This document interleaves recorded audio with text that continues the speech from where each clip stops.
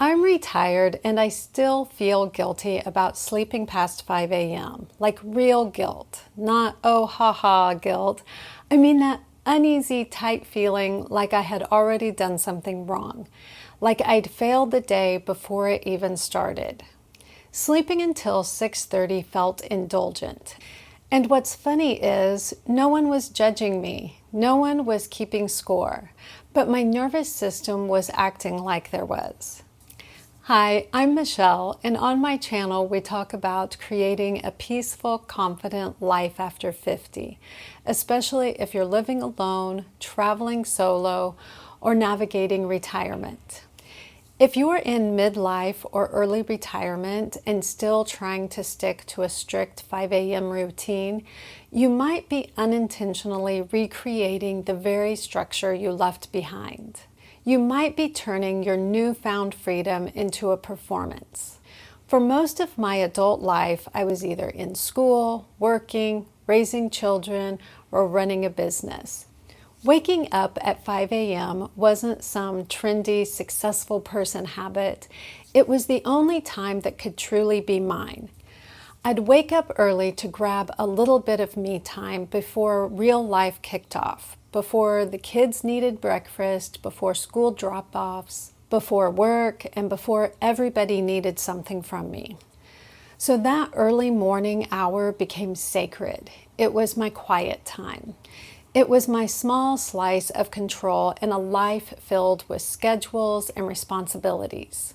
I didn't question it, I just did it because I had to. Then retirement came and suddenly I didn't have to. And I truly thought that I would feel like nothing but relief. But what I felt was guilt and this weird pressure to prove that I deserved the freedom that I had worked so hard for. I would wake up at 6:30 and immediately hear this old voice in my head. You're sleeping the day away. You're behind. You're going to waste the day. This wasn't actually about time. It was about identity. For years, I had measured my worth by what I could carry, what I could handle, and what I could accomplish before anyone else even woke up. So the idea that you should wake up at 5 a.m. to be your best self, especially in midlife and early retirement, often doesn't work. Not because you're weak or you don't have discipline. It often doesn't work because it forces a rigid work-like structure into a season of life that's supposed to be more flexible. It can also clash with the biological reality of what's happening in your body as you age, especially if you're a woman. One of the most overlooked parts of midlife is that sleep changes. You're not sleeping the same way you did at 25. You might want to, but your body has different plans. As we age, melatonin levels naturally decrease. Melatonin helps regulate sleep cycles. So even if you go to bed at a good time and do all the right things, your sleep can still be lighter and more interrupted than it used to be. And for women, perimenopause and menopause can take that and crank it up.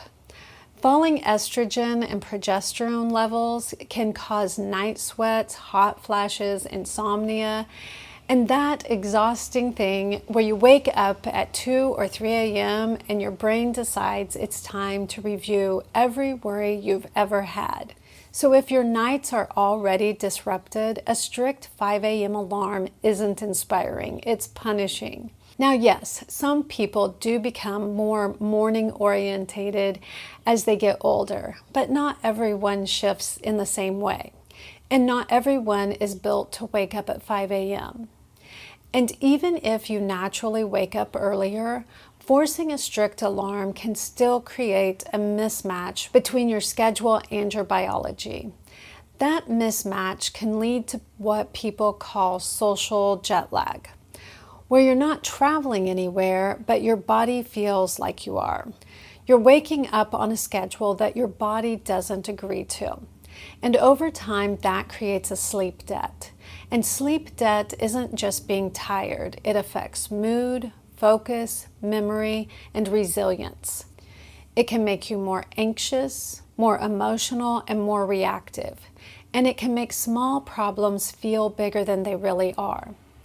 So if you've been forcing early mornings and you keep feeling off, it might not be that you're failing.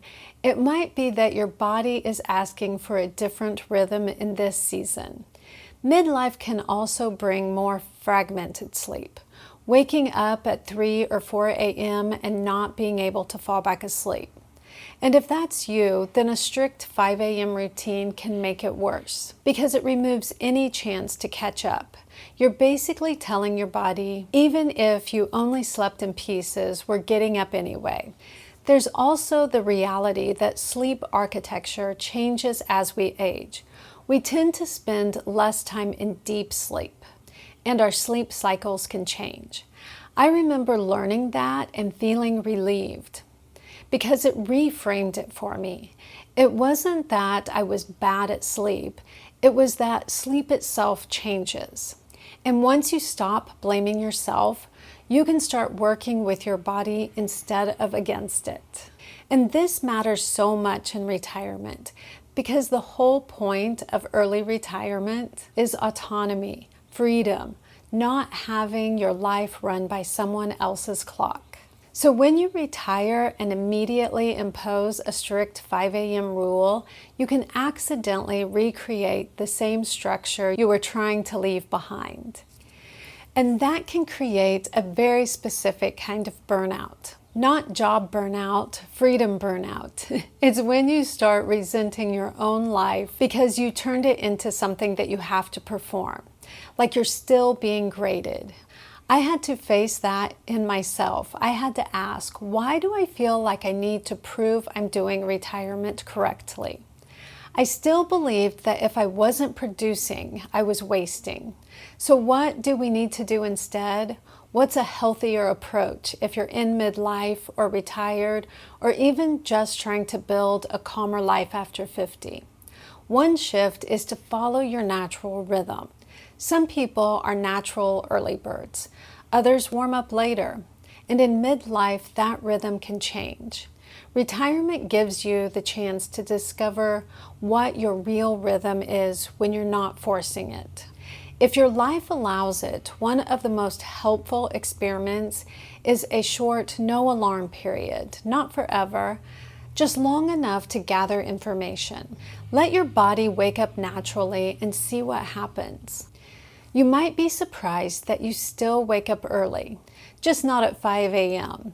You might realize you truly need more sleep than you thought. Either way, you're learning what your body needs, not what it needed 10 years ago. And waking naturally matters because it helps your body complete sleep cycles, including REM sleep, which plays a role in emotional regulation and memory. When you interrupt sleep at the wrong point, you can wake up groggy and foggy, even if you technically got enough hours. So it's not just quantity, it's timing and quality. Another shift that helped me was moving from a discipline-driven routine to a purpose-driven routine, meaning I only wake up early if I have a reason that genuinely excites me.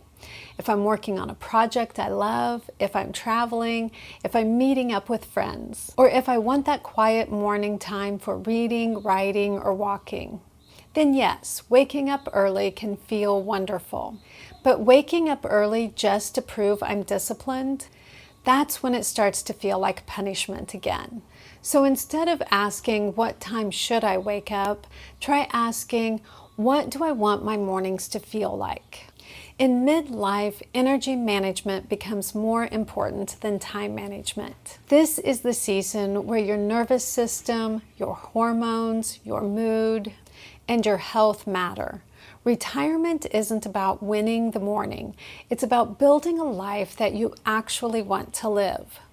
And if you spent years waking up at 5 a.m. to take care of children, get through work, and hold everything together, and now you're waking up later to take care of yourself, that's not laziness. That's recovery and wisdom. And if guilt shows up, try replacing it with a better question. Instead of, am I being productive enough, ask, am I caring for myself enough? Instead of, shouldn't I be up by now, ask, what does my body need today? Because you're not wasting the day by sleeping. You're investing in the version of you who can actually enjoy the day. And I'd love to know in the comments, what do your mornings look like for you now? What time do you naturally wake up? And what emotions come up around it? Relief, guilt, freedom, anxiety? Because I have a feeling a lot of us are carrying the same old rules, even though we're finally in a season of life where we get to rewrite them. Thank you so much for watching.